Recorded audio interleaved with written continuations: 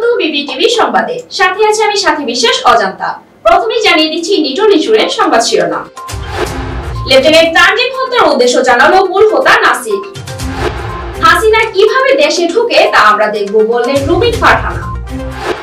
আওয়ামী ষড়যন্ত্র রুখতে ঐক্যবদ্ধ হতে হবে বললেন রাশেদ প্রধান। দেশে পরিপূর্ণ গণতন্ত্র প্রতিষ্ঠা হয়নি বললেন আমিনুল হক। নাগালের বাইরে ইলিশ ও ডিম।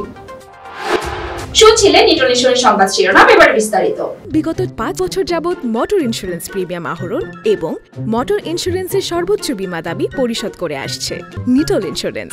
নিরাপদ যাত্রা সব সময়। আলোচিত সেনা কর্মকর্তা লেফটেন্যান্ট তানজিম হত্যাকাণ্ডের মূল হোতা এবং সরাসরি হত্যার সঙ্গে জড়িত নাসির উদ্দিন ওরফে ডাকাত নাসিরকে গ্রেফতার করেছে যৌথ বাহিনী। চরকিয়া উপজেলার মধ্যম কাহারিয়া ঘোনা এলাকায় শুক্রবার ভোর 5টায় অভিযান চালিয়ে নাসির এবং তার সহযোগী এনামুল হককে গ্রেফতার করা হয়। অভিযানের সময় তাদের কাছ থেকে 2টি আগ্নেয়াস্ত্র ও 3 রাউন্ড গুলি উদ্ধার করা হয়। এছাড়াও প্রাথমিক জিজ্ঞাসাবাদে হত্যার কারণ জানিয়েছে নাসির। বৈষম্য বিরোধী ছাত্র জনতা আন্দোলনে নিহত শহীদদের স্মরণে ও সাবেক প্রধানমন্ত্রী বেগম খালেদা জিয়ার সুস্থতা কামনায় বরিকান্দি ও সলিমগঞ্জ ইউনিয়ন বিএনপির অঙ্গ ও সহযোগী সংগঠনের উদ্যোগে আলোচনা ও দোয়া মাহফিল অনুষ্ঠিত হয়েছে। এ সময় বাংলাদেশ জাতীয়তাবাদী দল বিএনপি সহ আন্তর্জাতিক বিষয়ক সম্পাদক ব্যারিস্টার রুমিন ফারহানা বলেন, সেই বৈষম্য বিরোধী ছাত্র আন্দোলনে শহীদদের আত্মত্যাগের বিনিময়ে হাসিনাকে আমরা দেশ ছাড়া করেছি। সেই আত্মত্যাগ যেন গুটি কয়েক সুবিধাবাদী মহলের কারণে কালিমা লিপ্ত না হয়ে যায়। হাসিনা পলায়ে গেছে কিন্তু তার দোসররা রয়ে গেছে। হাসিনা কিভাবে দেশে ঢোকে তা আমরা দেখে নেব। জাতীয় গণতান্ত্রিক পার্টি জাকপার সহ সভাপতি ও দলীয় মুখপাত্র রাশেদ প্রধান বলেন, ভারতীয় এবং আওয়ামী লীগ প্রেতাত্মাদের নানাবিধ ষড়যন্ত্র চলছে।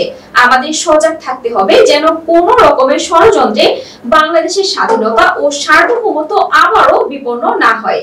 আমি জাকপার পক্ষ থেকে বিএনপি এবং জামায়াত সহ সব গণতান্ত্রিক রাজনৈতিক দলকে ঐক্যবদ্ধ থাকার জন্য আহ্বান জানাই।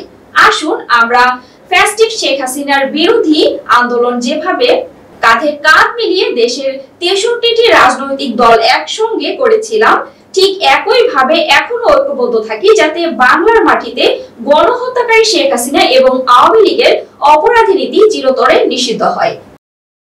ছাত্র জনতার গণ অভ্যুত্থানে স্বৈরাচার আওয়ামী লীগ সরকারের পতন হলেও এখন পর্যন্ত বাংলাদেশে পরিপূর্ণ গণতন্ত্র প্রতিষ্ঠা হয়নি বলে মন্তব্য করেছে বিএনপি কেন্দ্রীয় ক্রীড়া পরিষদ সম্পাদক, ঢাকা মহানগর উত্তর বিএনপি সদস্য সচিব আমিনুল হক। শুক্রবার বিকালে ঢাকা পল্লবীতে শহীদ জিয়া স্মৃতি ফুটবল টুর্নামেন্টের উদ্বোধনী অনুষ্ঠানে প্রধান অতিথির বক্তব্যে তিনি এসব কথা বলেন। চলতি মৌসুমের শুরু থেকে ইলিশের দাম ছিল চড়া। এর মধ্যে ভারতের রপ্তানির খবরে ঢাকার বাজারে ইলিশের দাম আরো বেড়েছে। ফলে মধ্যবিত্ত ও নিম্ন মধ্যবিত্ত প্রায় নাগালের বাইরে চলে গেছে জাতীয় মাছ ইলিশ।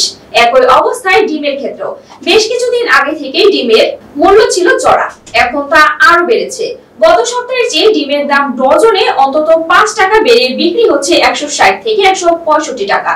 ফলে গরিবের আমিষ খাদ্য ডিমও এখন বলা চলে সীমিত আয়ের মানুষের সামর্থ্যের বাইরে। শুধু ডিম নয়, মধ্যবিত্তের পণ্য ফার্মের মুরগির দামও বাড়ছে নানা অজুহাতে।